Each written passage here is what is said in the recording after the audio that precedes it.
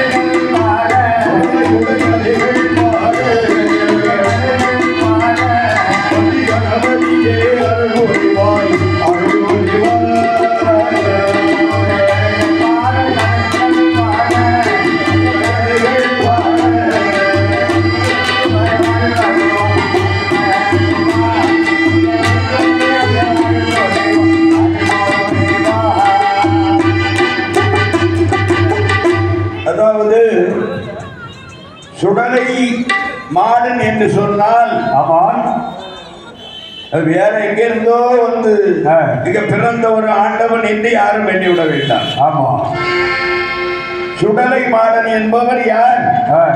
சிவன் தான் சுடலை. அதை மாற்றிக்கிறதுக்கே வழி இல்லை. ஆமா, தேவாரத்திலே திருஞான சம்பந்தர் அழகாக சொல்லுவார். தோடு உடைய செவி என் விடை ஏறி ஓர் தூ வெண் மதி சூடி காடு உடைய சுடலை பொடி பூசி என் உள்ளம் கவர்கள்வன் வீடுடைய பெருமாவுடமேறிய பெம்மான் இவன் அன்றோ. மஜாந்தர ஆடுகின்ற மாயாண்டி சுடலை அந்த ஆடி சிவன் அவர்தான் சுடலை. அப்படிப்பட்ட மாயாண்டினுடைய வரலாற்றை தான் உங்கள் முன்னாலே இப்போது நான் ஆரம்பிக்கிறேன். ஆமா, சுடலை ஏன் பிறந்தார்? பார்வதிக்கும் பரமசிவனுக்கும் பிள்ளை இல்லாமல் இந்த மாடன் பிறக்கவில்லை. ஆமா, ஏற்கனவே பார்வதிக்கும் பரமசிவனுக்கும் பிள்ளைகள் உண்டு. மூத்தவன் கணபதி. ஆமா, இரண்டாவது மகன் செந்தூர் வாழும் கந்தன். மூணாவது மகன் பைரவன். நாலாவது வியர்வை புத்திரன். ஆமா, 4 ஆம்பளை பிள்ளைகள் பார்வதிக்கும் பரமசிவனுக்கும். ஆமா, கணபதி, முருகன், பைரவன், வீரபுத்திரன். இதுல என்னன்னா ஒரு குழந்தையாவது பார்வதி கர்ப்பம் தரித்து ஒரு தரித்து பெற்ற பிள்ளை கிடையாது. அதுதான் கணபதியும் கர்ப்பத்தில் பிறக்கலை. ஆமா, சரவண பொய்களை பிறந்தான் முருகன். ஆமா, பைரவனும் கர்ப்பத்திலே சுமக்கவில்லை, கட்டளைக்கு உமையவள். ஆமா, வீரபுத்திரனும் இயற்கையிலே பிறந்ததாகத்தான் பெறலாம். ஆமா, சரி, அப்ப ஏன் இந்த மாடன்? இதுதான் ஆரம்பம்.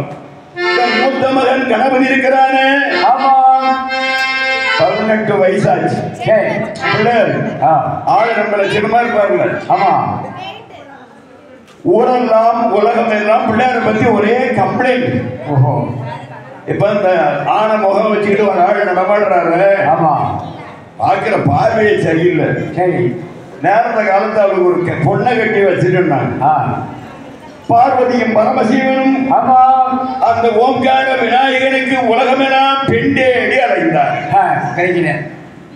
ஒரு இடம் பாக்கி இல்லாம பிள்ளையாருக்கு பொண்ணு பார்த்தாங்க. ஆமா, எந்த பொண்ணு பார்த்தாலும் கணபதிக்கு பிடிக்கவில்லை. ஆமா, மாமா மகளை கட்டிக்கிறியா? வேண்டாம். அத்தை மகளை கட்டிக்கிறியா? அப்போ கேரளாவுக்கு போயிருவோமா? சிவந்த பொண்ணு. கேரளா பொண்ணே வேண்டாம்பா. அப்ப பாண்டிகாட்டுக்கு போகுமா? கருத்த பொண்ணு. அது வேண்டாம்பா. அதுவும் வேண்டாம். எனக்கு தாய் போல தாரம் வேண்டும்.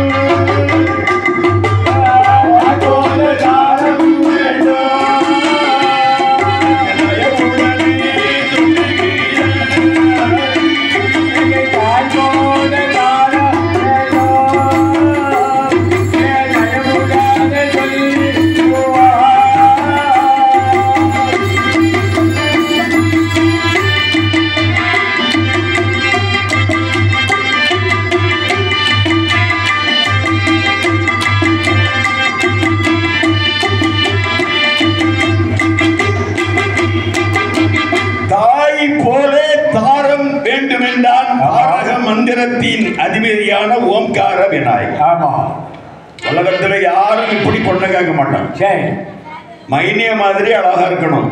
ஆமா, கேட்பான், நியாயம்தான். ஆமா, அக்கால மாதிரி நல்ல வடிமார்க்கமான ஒரு பொண்ணு வேணும்.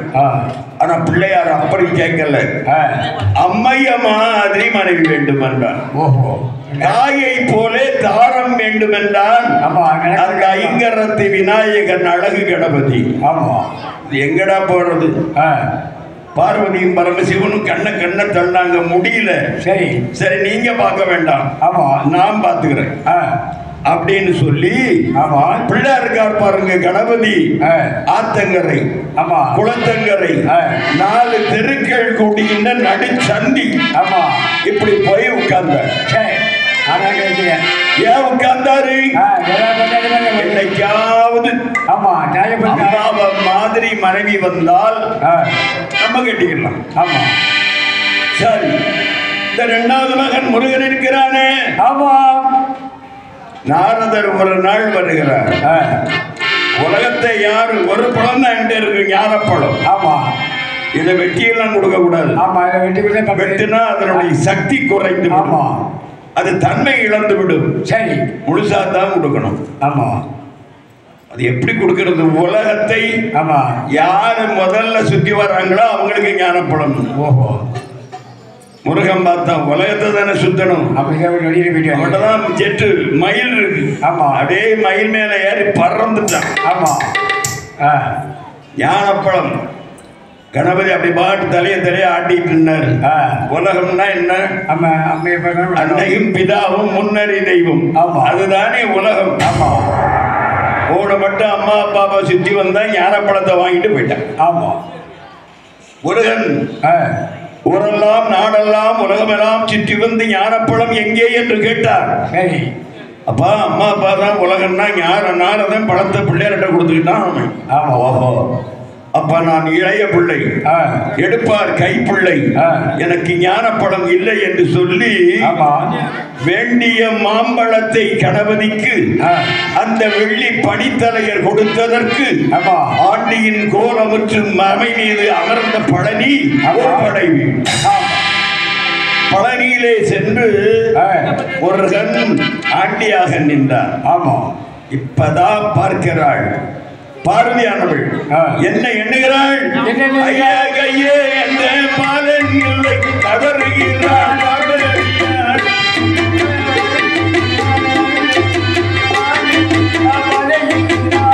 கையே எந்த பாலன் இல்லை,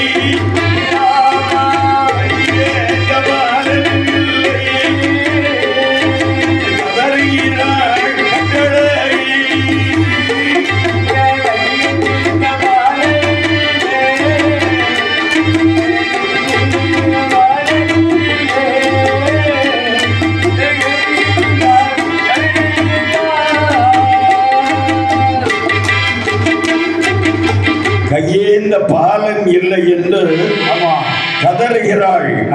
ஆதி பராசக்தி அங்கையர் கண்ணி பார்வதியானது. பிள்ளை பெறாமலா இருந்தோம். ஆன போல ஒருத்தனை பெற்றோம், அழகா ஒருத்தனை பெற்றோம். சரி, 2 பேரும் இடல பாத்தியா விட்டுட்டு போயிட்டானு. என்று அண்ணி ஆதி பராசக்தியானவள் கையே எந்த பாலன் இல்லை, கதறுகிறாள்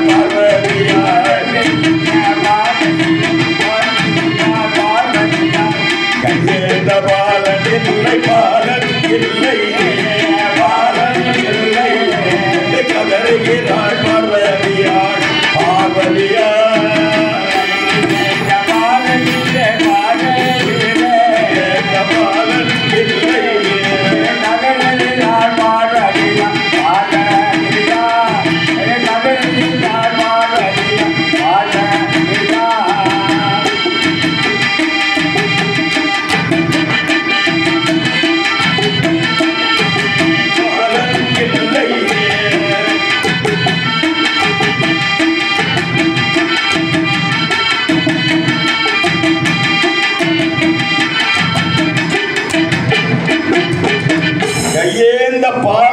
இல்லை என்று கைலாய பர்வதத்திலே கட்டழகி பார்வதியானவள் கண்ணீர் வடிக்கிறாள், கலங்குகிறாள்.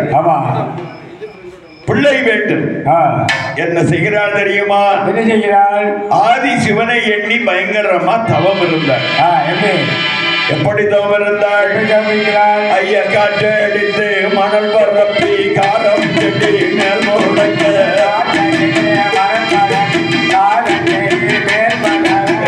பந்தியெல்லாம் பாதி வந்த பந்தியெல்லாம் பாதி வந்த ரோமம் எல்லாம் தடைகள் நின்ற தடைகள் நின்ற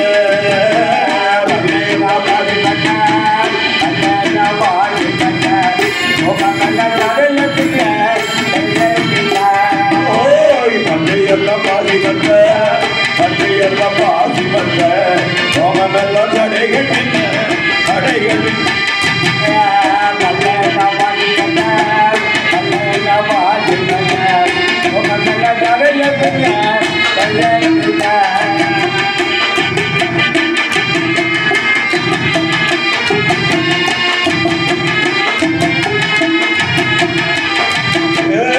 மாட்டில் முளைத்த மரம் மாட்டில் முளைத்த மரம் தலை மாட்டில் பூச்சொலிய பூச்சொலிய மாட்டில் முளைத்த மரம் தலை மாட்டில் பூச்சொலிய பூச்சொலிய பண்டையெல்லாம் பாதி வந்த பண்டையெல்லாம் பாதி வந்த சோமமெல்லாம் தடைகள் நின்ற தடைகள் நின்ற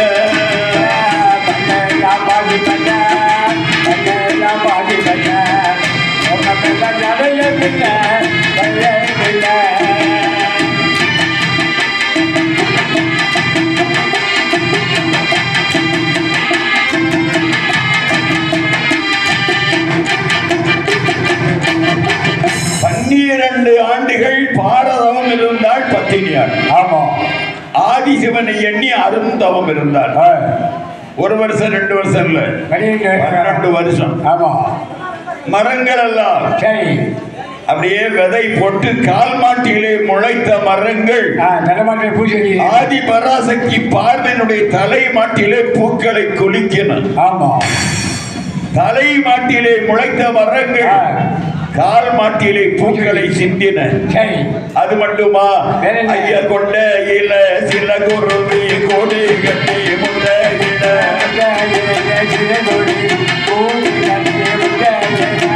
கொண்டையில சில குருவி கொண்டையில சில குருவி கோடி கட்டி முட்டையிட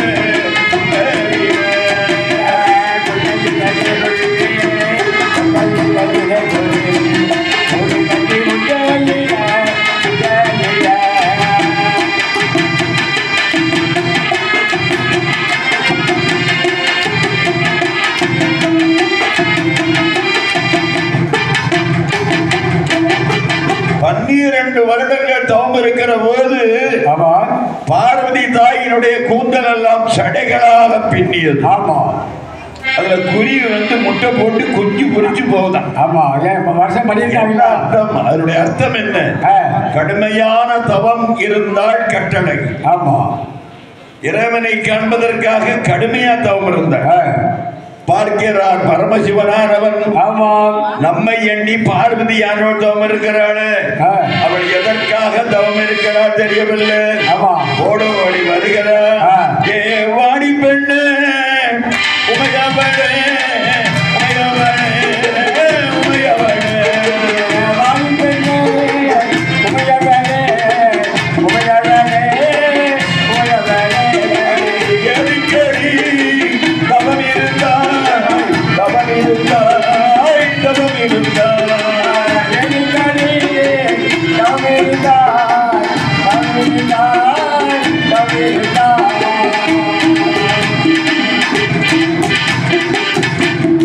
பார்வதி, நீ எதற்காக தவம் இருந்தாய்? உனக்கு பொண்ணு வேண்டுமா, பொருள் வேண்டுமா? உமையவள, உனக்கு பொன் வேண்டுமா? ஆமா, பொன் வேண்டுமா? பொருள் வேண்டுமா? நாடு வேண்டுமா? நகரம் வேண்டுமா? எனக்கு பொண்ணு வேண்டாம், பொருள் வேண்டாம், நாடு வேண்டாம், நகரம் வேண்டாம், பொருள் வேண்டாம், நாடு வேண்டாம், நகரம் வேண்டாம், பொண்ணு வேண்டாம், பொருள் வேண்டாம், பொருள் வேண்டாம்.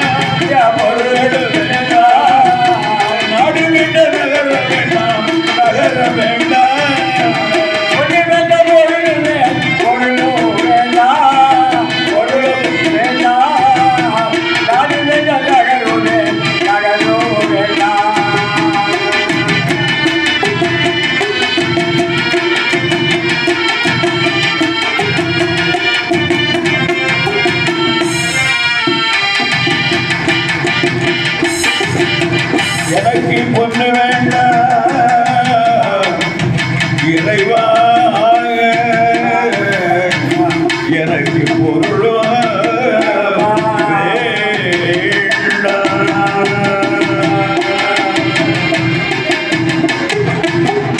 பொன் வேண்டாம், பொருள் வேண்டாம், பொருள் அதெல்லாம் வேண்டாம், தேவையில்லை. இந்த உலகத்திலேயே பெரிய செல்வம் என்ன செல்வம்? பிள்ளை செல்வம். ஆமா.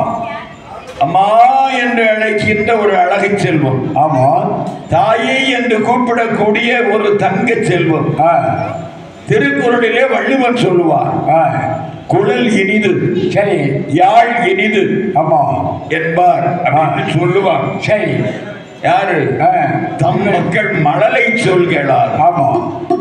ஒரு குழந்தை இருந்து அம்மா அப்பா அங்கு இங்கு அச்சா புச்சா சச்சான்னு சொல்லக்கூடிய அந்த மழலை ஓசையினுடைய முன்பாக எந்த ஒரு புல்லாங்குழல் ஓசையும் வீணையினுடைய நாதமும் கிட்ட வராது. இந்து தர்மத்திலே ஒவ்வொரு கடவுளுக்கும் ஒவ்வொரு இசைக்கருவி பிடிக்கும். சிவனுக்கு பிடித்தமான இசைக்கருவி என்னது? உடுக்கை. ஆமா. உங்க ஊர்ல அமர்ந்திருக்கிறாள் இந்த அம்மா. ஆமா. மாரிமுத்தாரம்மை, இவளுக்கும் ஒரு இசைக்கருவி பிடிக்கும். ஆமா. அது என்ன இசை? பாணி இசை. புருஷோத்தமனாகி நீலமேகன் சியாமள வண்ணன் கண்ணனுக்கு வேய்குழல் நாதம் புல்லாங்குழல். ஆமா. சிவனுடைய வாகனமாகிய நந்தி பகவான் என்ன இசை பிடிக்கும்? மத்தளம், தவுளு. சரி. நாரதனுக்கு தம்புரா கானம். சரி. ஆய கலைகள் 64 ஏக தலைவி சரஸ்வதிக்கு ஆமா வீணை இசை. ஒவ்வொரு இறைவனுக்கும் கூட ஒவ்வொரு இசை பிடிப்பதாக வரலாறு சொல்கிறது. ஆமா. இங்கே ஆனால் எந்த ஒரு இசையும் ஆமா மழலை இசையினுடைய பக்கத்துல வராது அப்படின்றாரு தெய்வ புலவர் திருவள்ளுவர். அப்படிப்பட்ட பிள்ளை இல்லை. அதனாலே ஆதிசிவன் சிவனை எண்ணி தவம் இருந்தார். அவள் என்ன சொல்றாள் தெரியுமா? ஐயா காற்று அடித்து மணல் பரப்பி தவம் இருந்தார்.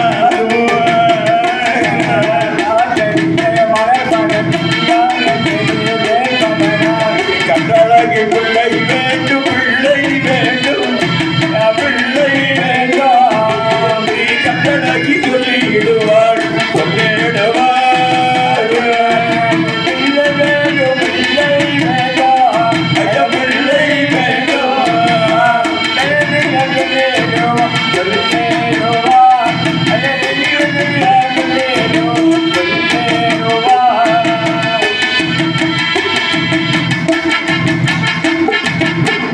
அம்மான்னு சொல்றதுக்கு ஒரு ஆண் குழந்தை வேண்டும்.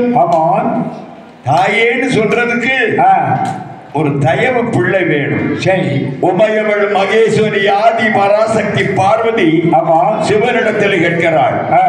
எப்படி? ஐயா மழை பெய்த வாசலில் மண்ணடைய பிள்ளை வேணும். மழை பெய்த வாசலில் மண்ணடைய பிள்ளை வேணும். கருங்கமைக்கும் நேரத்தில் கைவிடுக்க பிள்ளை வேணும். குடிக்க போற நேரத்திய குடிக்க போற நேரத்திய ஐயா கூட வர குழந்தை வேணும். குடிக்க போற நேரத்திய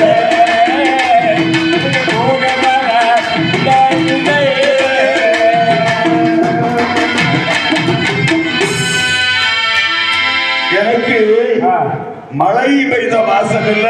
ஆமா. மண்ணை மண்ணை போட்டு அப்படியே அலைவான். ஆமா. அழகின்ற கையை அள்ளி எடுத்து முத்தமிடுவதற்கு ஒரு ஆண் குழந்தை. ஆமா. நான் கறிக்கு அரைக்கிறப்போ அப்பெல்லாம் மிக்சி கிடையாது. ஆமா. அதனால கறிக்கு கையால தான் அரைச்சு ஆகணும். ஆமா. நான் கறிக்கு அரைக்கிற போது என் கையை பிடிச்சு இழுக்கிறதுக்கு ஒரு கட்டழகு பாலகம். அம்மான்னு சொல்றதற்கு ஒரு ஆண் குழந்தை, ஆமா, தாயே என்று சொல்வதற்கு ஒரு தயவு பிள்ளை வேண்டும் என்றால் தாட்சாயணி பார்வதி. ஆமா, சரி, பிள்ளைதானே வேணும் பார்வதி. உனக்கு பிள்ளை தருகிறேன்.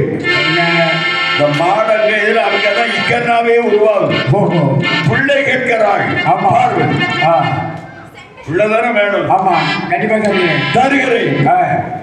அப்பதான் பார்வதி ஒரு குண்டை தூக்கி போடுக, எனக்கு பிள்ளை வேண்டும். ஆமா, ஆனா என்ன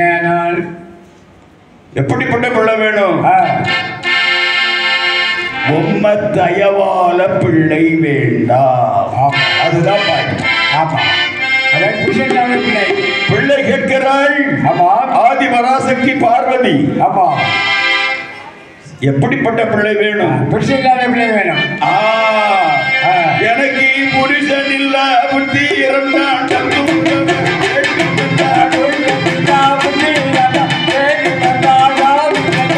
கணவன் இல்ல கை கூடத்தை, அவன் இல்ல கை கூடத்தை கட்டளை கேட்டிடுவான்.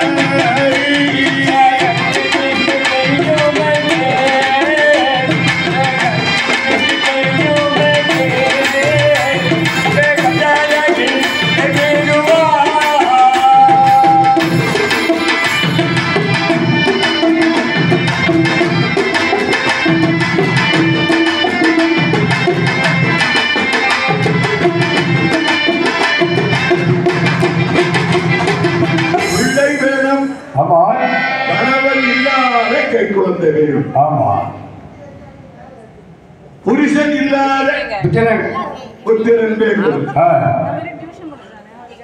அப்பா இல்லாத ஆண் குழந்தை வேண்டும். எனக்கு கணவரில் கை குழந்தை வேண்டும்.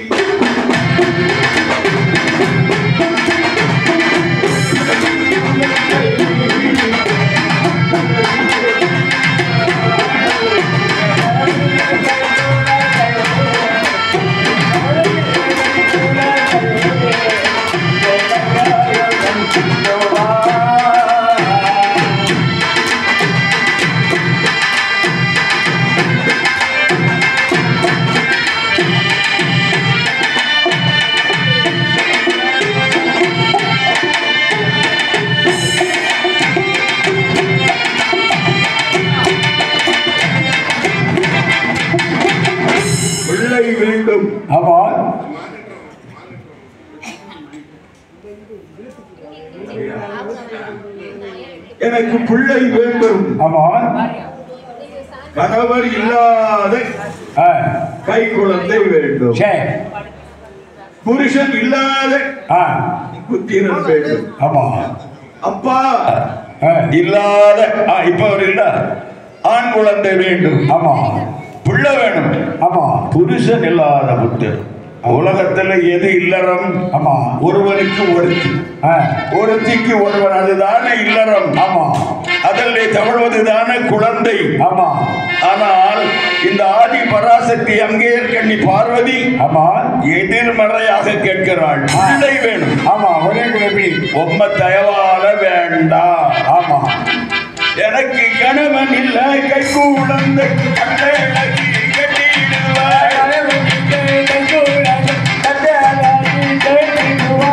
புருஷன் இல்ல புத்தி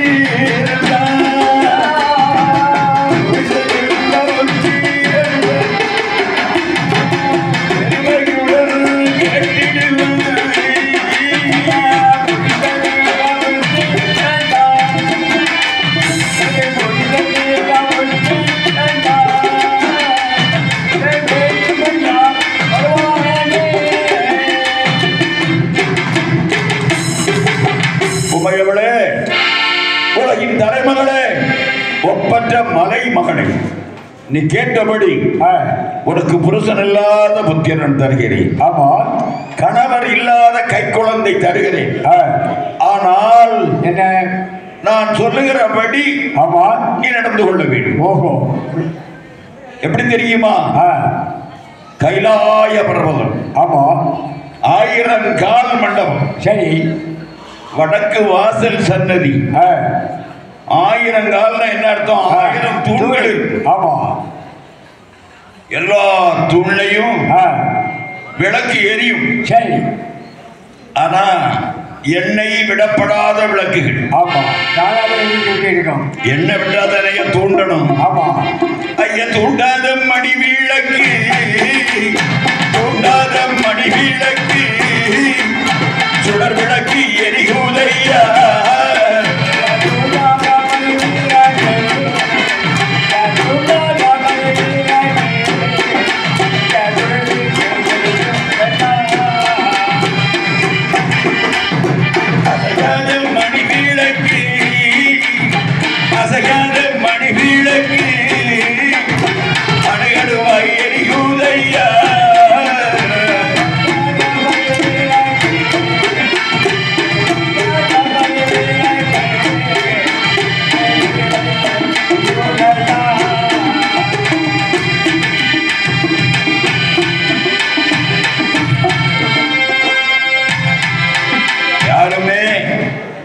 தூண்டாத மணி விளக்கு, அசையாத மணி விளக்குகள் அணு அணுவாக எரிந்து கொண்டிருக்கிறது. கைலாய பர்வதத்தில 1000 கால் மண்டபத்திலே 1000 தூண்களிலும் விளக்குகள் எரிந்து கொண்டிருக்கிறது. ஆமா. யாரும் தூண்ட மாட்டாங்க. ஆமாமா. தூண்டாத மணி விளக்கு. ஆமா. அசையாத மணி விளக்கு. சரி. எண்ணெய் விடாமல் எரிந்து கொண்டிருக்கிறது. ஆமா. அந்த மண்டபத்திலே சென்று 32வது தூண். ஆமா. தூண் நம்பர் 32. ஆமா.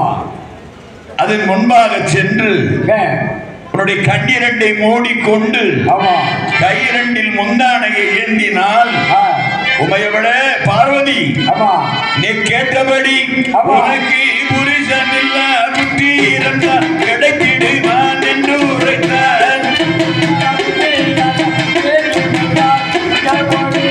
பாராடு பார்வதியா, பாராடு பார்வதியா, வாய்த்ததொரு சமயத்தில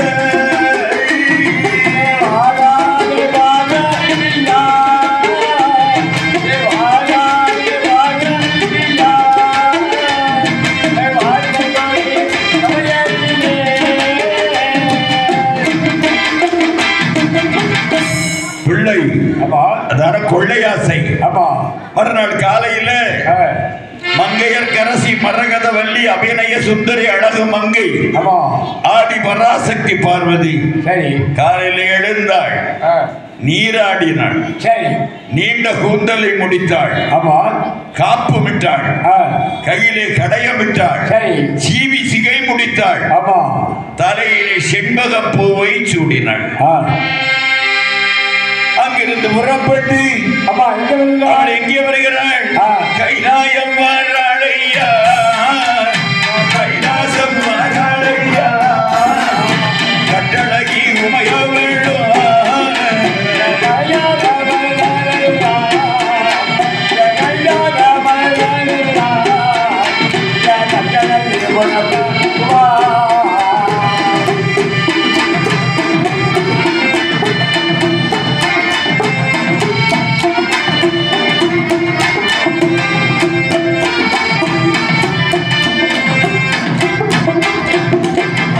கைலாய பர்வத்திலே வருகிறாள்.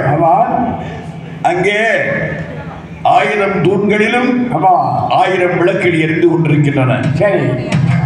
நேராக 32வது தூண் முன்பாக சென்றாள். முந்தானையை ஏந்துகிறாள்.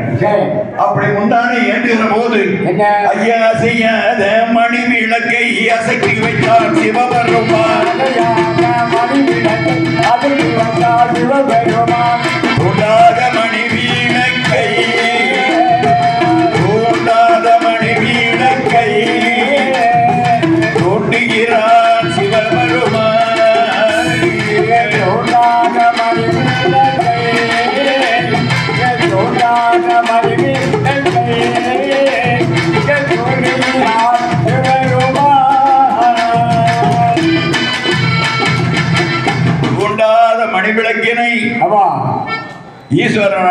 சொல்லுகிறான் அசையாத மணிவிளக்கினை ஆதி சிவனானவன்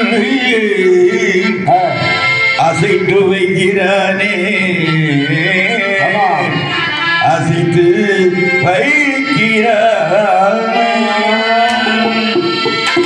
ஐயா தூண்டாத மணிவிளக்கை தூண்டுகிறான் சிவபெருமான்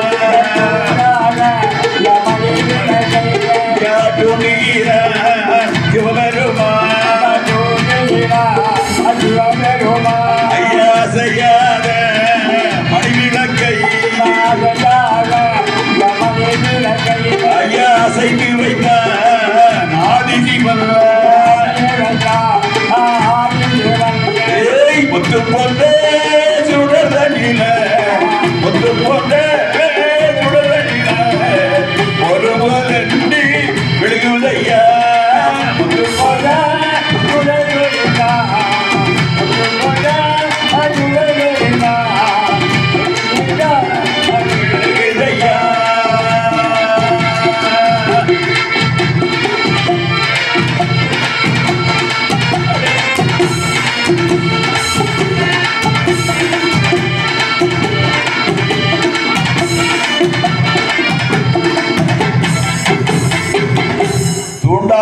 மணிவிளக்கினை எம்பெருமான் பாருக்கெல்லாம் படியளக்கின்ற பகவான் ஊருக்கெல்லாம் உணவளிக்கின்ற உத்தமன் வேயுரு தோழி பங்கன் விடமுண்ட கண்டன் விளக்கினை தூண்டுகிறான் பார்வதி முந்தானையை ஏந்துகிறாள் முத்து போன்ற சுடரில் இருந்து மொழு மொழு மொழு மொழு மொழு மொழு வந்து விழுகுது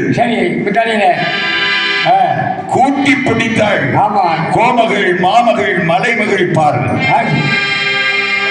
மெதுவா பிடிக்க வேண்டாமா ஒரே அமுகு கூட்டி பிடித்தாள் கோமகள் உபயவள் பாருங்கள் பிடிக்கும் போது முந்தான நல்ல வெயிட் அப்ப நினைக்கிறா பார்வதி சாதாரணமா உலகத்துல குழந்தைங்க பிறந்தா 2 to 3 கிலோ தான் நார்மல் வெயிட் ஆனா இவன் என்ன கணக்கு முந்தானைய பார்வை அப்படி தூக்கி பார்த்தா தூக்க முடியல ஒரு 20 கிலோ இருப்பான் போலுங்க ஒரு டபுளா இருக்குமோ அவ யோசனை பண்ணுகிறாள் ஆனா நினைக்கிறா பொம்பளை பத்தியலா எப்பா இங்க வச்சு திறந்தே பாத்திரப்படாது அடுத்த பொம்பளை கண்ணு போட்டுருவான் ஆனா பய கொடு கொடுன்னு கிடப்பான் பெண்பிள்ளை கை கண்ணு பொல்லாத கண்ணு அவளை கண்போர் போட்டுருவா திருஷ்டி போட்டுருவா இங்க வச்சு பிரிக்கப்படாது என்ன ஐயவாரே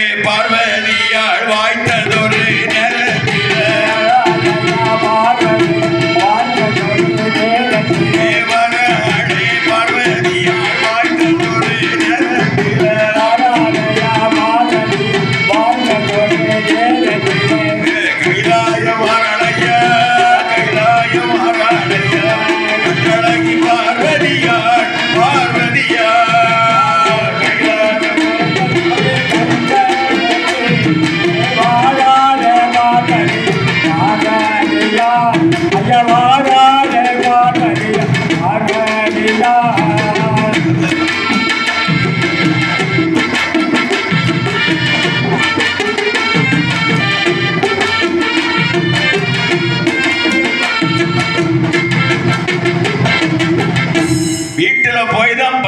முத்தம் கொடுக்கணும் வரும்போது முந்தன நமக்கு நமக்கு துள்ளுது பார்வதி விடல அமைதி பிடிச்சுக்கிட்டான் பிள்ளையை பசி எடுக்கிறது என்றால் பயலுக்கு பால் ஊட்ட வேண்டும் அழுகிறான் என்றால் அன்பு குழந்தைக்கு அமுது கொடுக்க வேண்டும்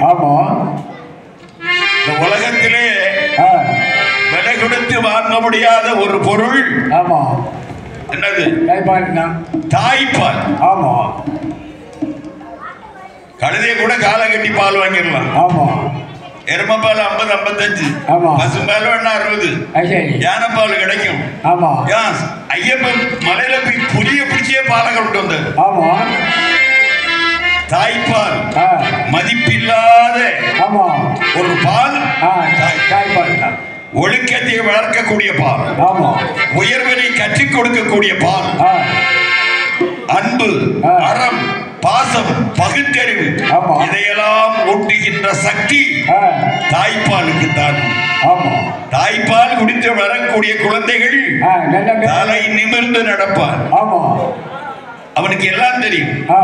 அங்கெங்கே மன அலை பாயாது. ஒழுக்கத்தை உணர்த்தும்.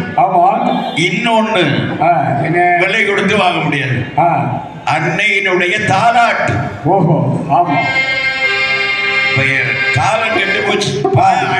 அடிக்க விட வச்சு உங்களை விடுவானா?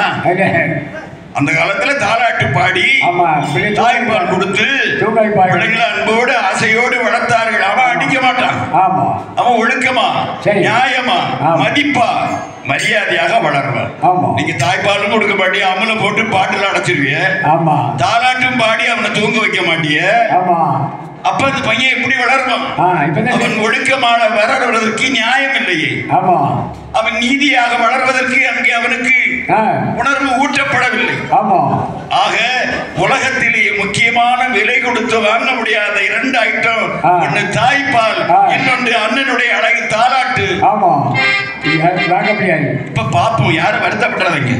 கோவில்ல கொடகடிந்தா ஒரு தீவாரதனை கொடுத்தா முன்னால மங்கள நாதம் பொங்கி எழும். தாய்மாருடைய குறவைய பார்க்கறது ரொம்ப கஷ்டமா இருக்கு. எத்தனை பெண்களுக்கு குறவு கூட தெரியும். இதெல்லாம் தாய்மார்களுடைய தனி அடையாளம். அதான் சொல்றேன், தயவு செய்து வருத்தப்படுறாங்க. ஆக இந்த பார்வதியானவள் தாலாட்டு பாடி குழந்தையை வளர்க்க வேண்டும் என்று எண்ணினார்.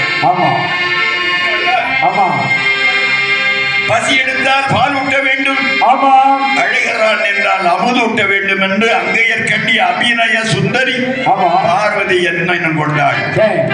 வீட்டுல வந்தா கதவை எல்லாம் சாத்திட்டான். தனியாக நின்று முந்தானையை பிரித்தாள். கோரி கையில் எடுத்து கொடும் கன்னத்திலே முத்தப்பட வேண்டும். அப்படியே வாரி கையில் எடுத்து வயிற்றுல முத்தம் கொடுக்கணும். பசி எடுத்தால் பால் ஊட்ட வேண்டும், அழுகிறான் என்றால் தாலாட்ட வேண்டும் என்று அழகு சுந்தரி அபிநய அன்னை ஆதிபராசக்தி அப்படியே பிள்ளையை எடுத்தாள். முந்தானையை புத்திரிக்கையில விட்டான். கேட்டது ஒரே பிள்ளை. முந்தானையில 3 எண்ணம் கிடக்கு. ஐய கண்ணும் இல்லை, காதும் இல்லை, காலும் இல்லை, வயிறும் இல்லை, காதும் இல்லை, மூக்கும் இல்லை, நல்ல 2 கைகள் இல்லை. ஐயா ஒன்று நல்ல முண்டமது, ஒன்று நல்ல முண்டமது, முந்தானையில் ஒரு உழுதையா, ஒரு உழுதையா, ஒன்று நல்ல முண்டமது,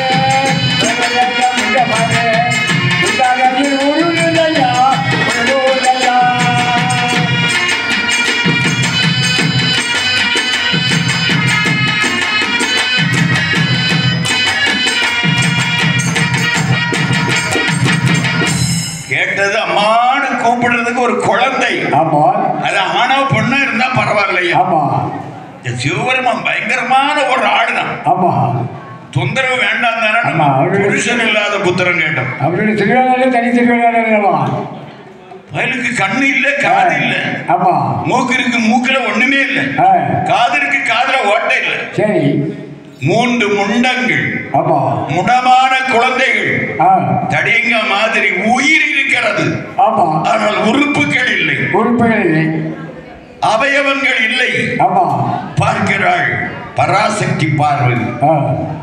நேர ஒரு குட்டி சாக்கு எடுத்தா, சின்ன சாக்கு, 3 எண்ணத்தையும் இன்றைக்கு சாக்குல போட்டார். கெட்டி தலையில தூக்கிட்டார். தயாபரி பார்வதி சிவனிடத்திலே சென்றார். ஐயா சிவபெருமானே, நான் பிள்ளை வரம் கேட்டதற்கு, பிள்ளை வரம் கேட்டதற்கு சுனமியை தரலாம்.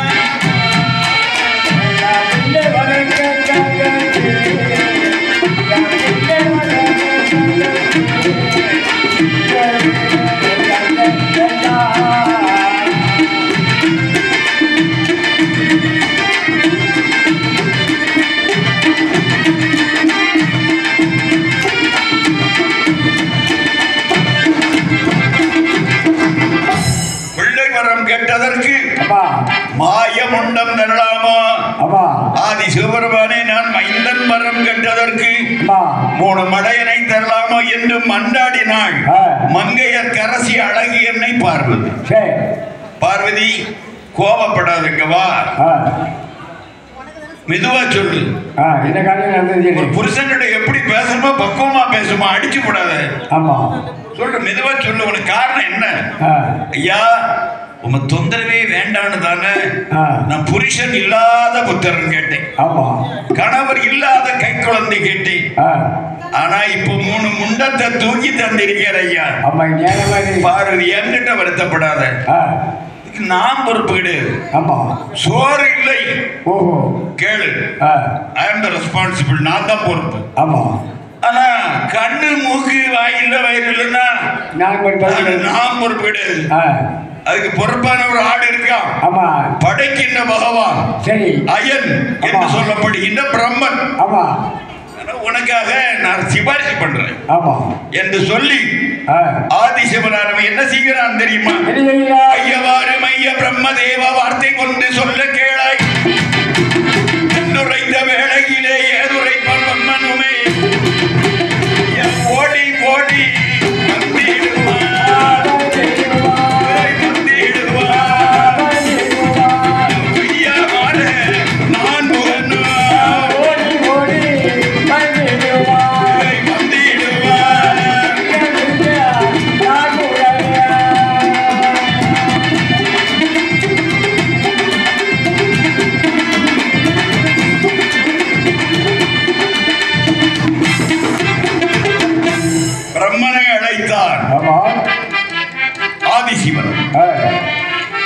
சிவனுக்கு பிரம்மா யாரு?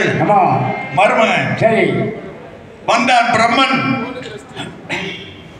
சரி, வந்து முண்டமான 3 குழந்தைகளுக்கும் கண்ணு, காலு, மூக்கு, நாக்கு, வாய், பல் உறுப்புகளை வைத்து உருப்பிடித்தார் பிரம்மதேவன். சரி, குழந்தைகளுக்கு உயிர் கொடுத்தார் மறுபடியும் ஆதிசிவன். சரி, அவயங்களை வைத்து அழகுடனே உருப்பிடித்தான் படைக்கின்ற பகவான் பிரம்மன். உறுப்புகள் எல்லாம் படைத்தவுடனே மீண்டும் புத்துயிர் கொடுத்தான் அழகு சிவபெருமா. உறுப்புகள் எல்லாம் வந்த உடனே என்னாச்சு? மூத்த பிள்ளை பெண்ணாக பிறந்ததினால் பேச்சு என்று பெயர் கொடுத்தாள். மூத்த பிள்ளை பொம்பளை பிள்ளை ஆயிடுச்சு. 2வது பிள்ளையை விட முடியுமா? சுடர் ஒளியில் பிறந்ததினால் சுடலை மாடன் என அழைத்தாள். உண்டமாக இருந்ததினால் உண்டன் என்று பெயர் கொடுத்தாள்.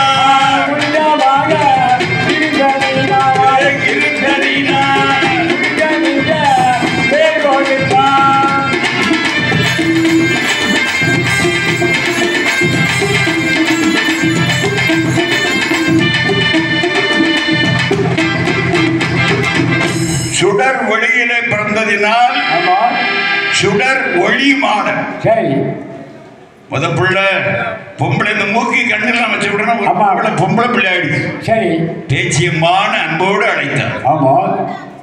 அதான் அக்கா. சுடர் ஒளியில பிறந்ததுனாலே சுடர் ஒளி மாடன். சரி, அதுதான் நம்ம சுடர மாடன் சொல்றோம். முத வந்ததை மறந்துடக்கூடாது. ஒரு பையனுக்கு ஞாபகார்த்தமா முண்டன் அப்படின்னு பேரு. அது பேச்சியம்மா. சுடர் ஒளி மாடன், சுடலை மாடன், முண்டன்.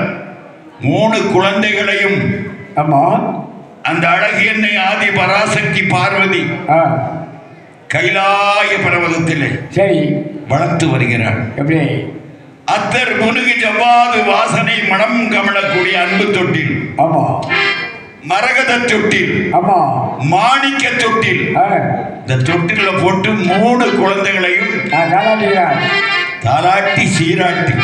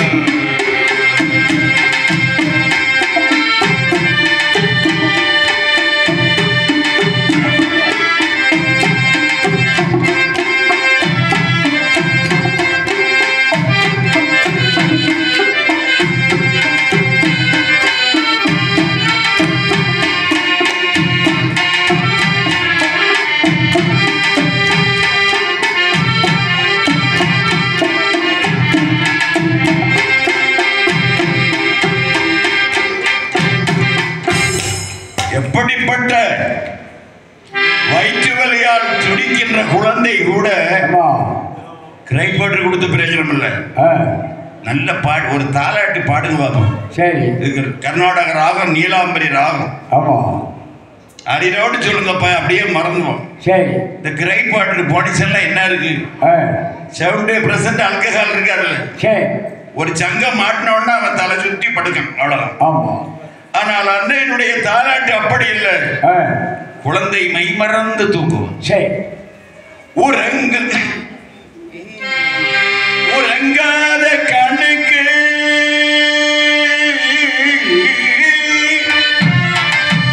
மகனே உனக்கு நான் உதை கொண்டு மையெழுதே.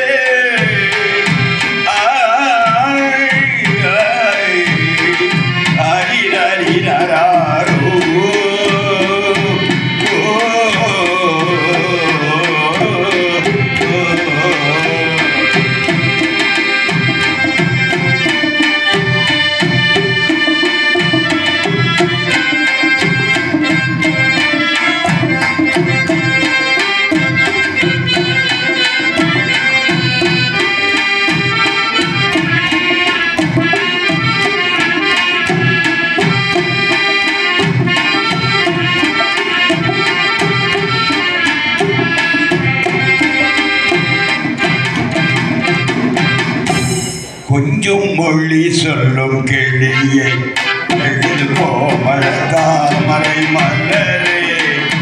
கொஞ்சம் மொழி சொல்லும் கிளியை எழுது கோமள தாமரை மலரே. பஞ்சமில்லாயது வாழிலை நீயும் நந்துதித்தாய் நவமணியே. கண்மணியே கண்ணோரங்காயோ, கண்மணியே கண்ணோரங்காயோ.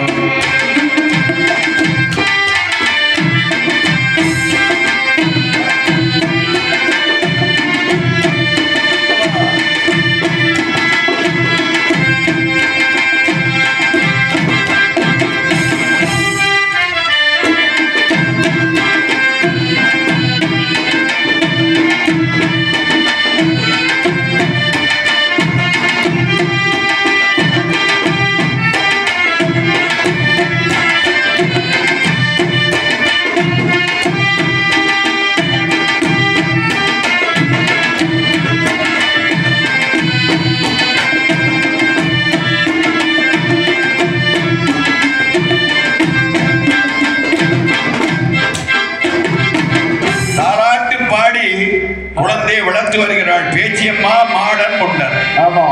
அப்படி வளரக்கூடிய குழந்தைகள் ஒரு நாள் வெள்ளிக்கிழமை, மாதத்திலே கடைசி வெள்ளிக்கிழமை, அந்த வெள்ளி நல்ல கிழமையில பெரிய ஒரு சாமத்தில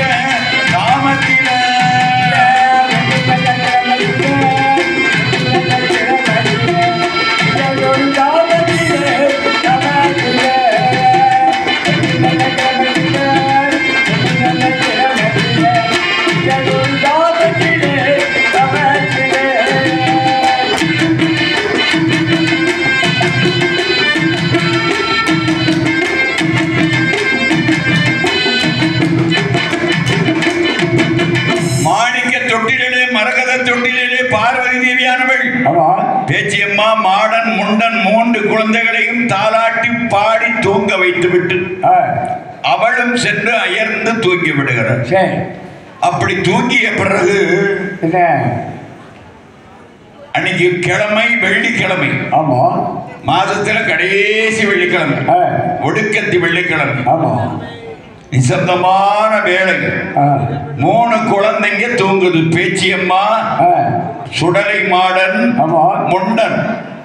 அப்படி தூங்குகின்ற வேளையில ஐயா வெள்ளி நல்ல கிழமையில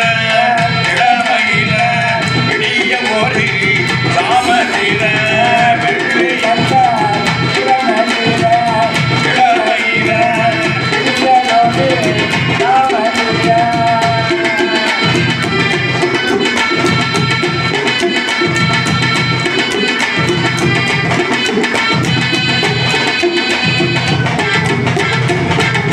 வெள்ளிக்கிழமை 3 குழந்தைகளும் தூங்க வைத்துவிட்டு தூய மகள் ஆதி பராசக்தி பார்வதி அவளும் சென்று அயர்ந்து தூங்குகிறார்.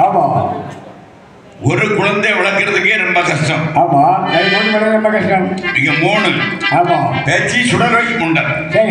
ஒன்னு அழுதா ஒண்ணு விழிக்கும், ஒண்ணு முழிச்சா ஒன்னாலும் கஷ்டப்பட்டு உறங்க வச்சுக்கிட்டு பார்வதியும் அயர்ந்து தூங்கிய பிறகு இலை குலுங்காத நேரம், அர்த்த சாம வேளை, கோழிகள் கூவாத நேரம், காகங்கள் கரையாத சாம வேளையில நடுக்குழந்தை இருக்கார் பாருங்க மாடன். அவன் தொட்டில் விட்டு தானே எழுந்தான் துரிதமாக நடந்து வார.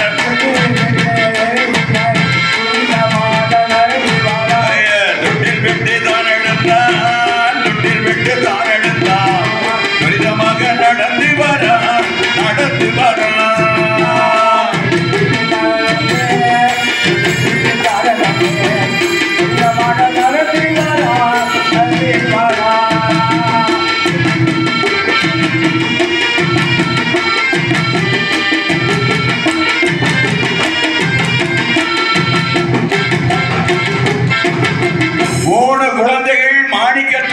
தூங்குகிறது.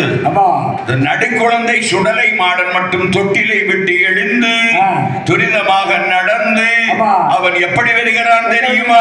தூக்கி வைக்கும் கால்களுக்கு துதடப்பு சல்லடமா, எடுத்து வைக்கும் கால்களுக்கு எருக்கலம்பு சல்லடமா,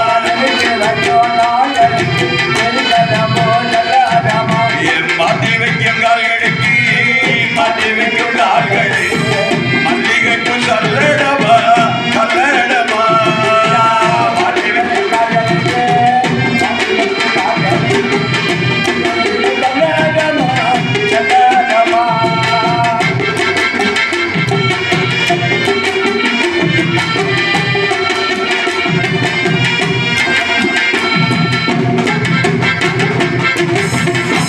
வைக்கும் கால்களுக்கு தூதடம்பு சல்லடம்.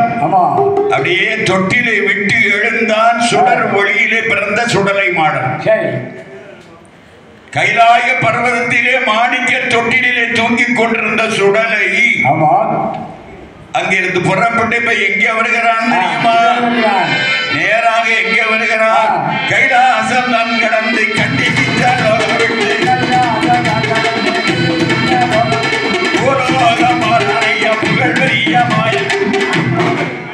மேளக்காரர்கள் எங்கிருந்தாலும் கோயிலுக்கு ஒருபடி உங்களை அழைக்கின்றார்கள். கட்டி கிஞ்ச லோகம் விட்டு இந்திர லோகம்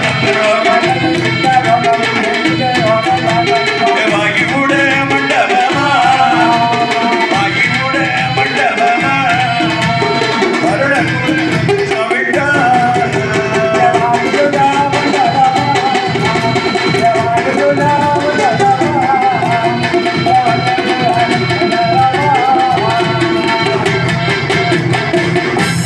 கைலாயம் விட்டு பல இடங்களை கடந்து மானிடர்கள் வாழக்கூடிய போலோகம் வருகிறார். மாயாண்டி சுடர் ஒளியிலே பிறந்த சுடலையாண்டவன் போலகத்தில் எங்கே வருகிறான் தெரியுமா? ஏமையான கரையில் வானான் கரையில் வானான். மாயாண்டி சுடலை மாடன் சுடலை மாடன் ஐயா சுடுகாட்டி கரையில் வானான் கரையில் வானான்.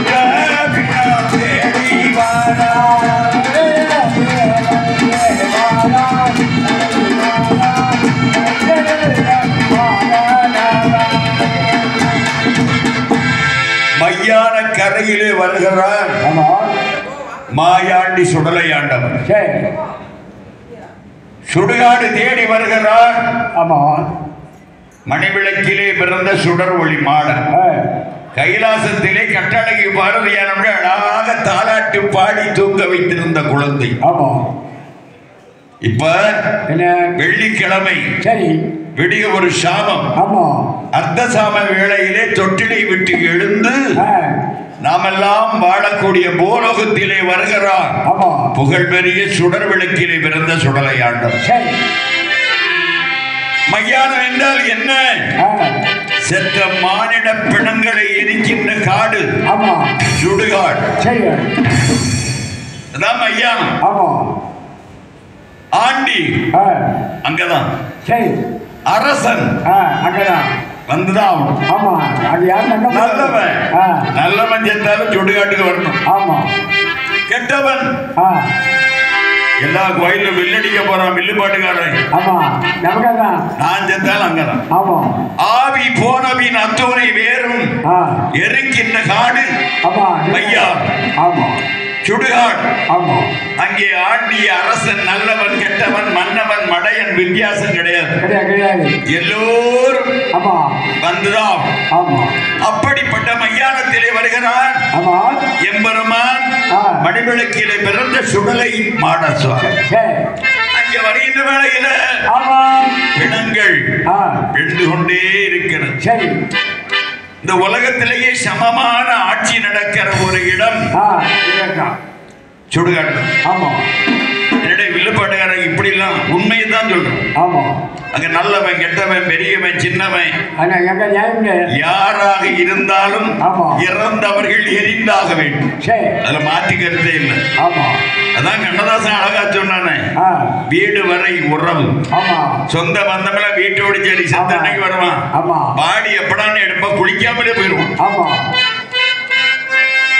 வீதி வரை மனைவி என்ன பத்த ராசா விட்டுட்டு போறேன்னு தெருவில் வந்து விழுந்துருவா.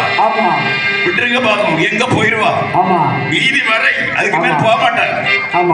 காடு வரை பிள்ளை சுடுகாட்டுல போய் மொட்டையை போடுவாங்க.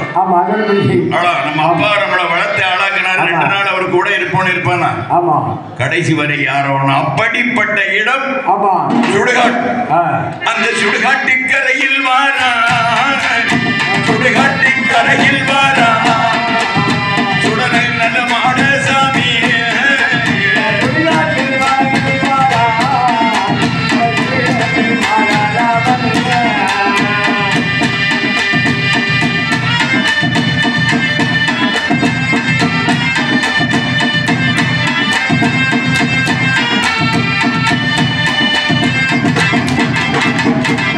மெய்யான கரையிலே வருகிறார் மாயாண்டி சுடலை.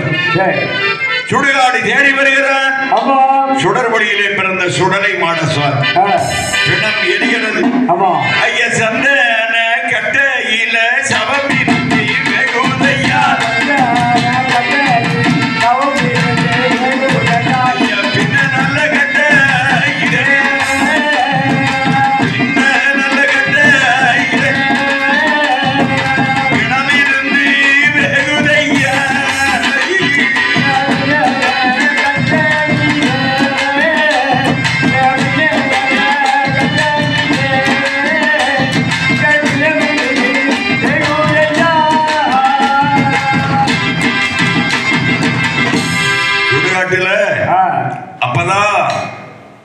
இறந்து போன சவங்களை பரியாரத்தை கொண்டு வச்சு தீய மூட்டிக்கிட்டு போயிருக்கான்.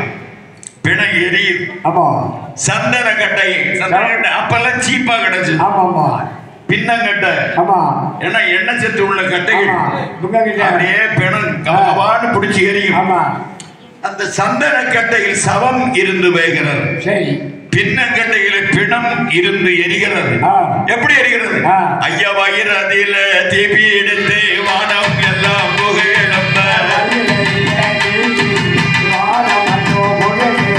கொண்டையில தீபி எடுத்து கொழுந்து விட்டு எரியுதையா.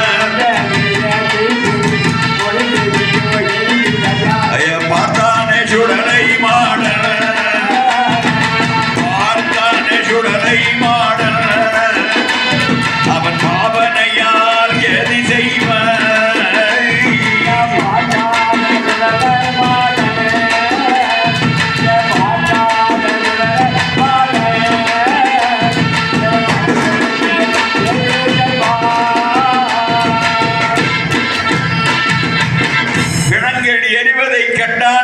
சிவபெருமான் சுடலை மாடர் ஆண்டவர். ஆமா.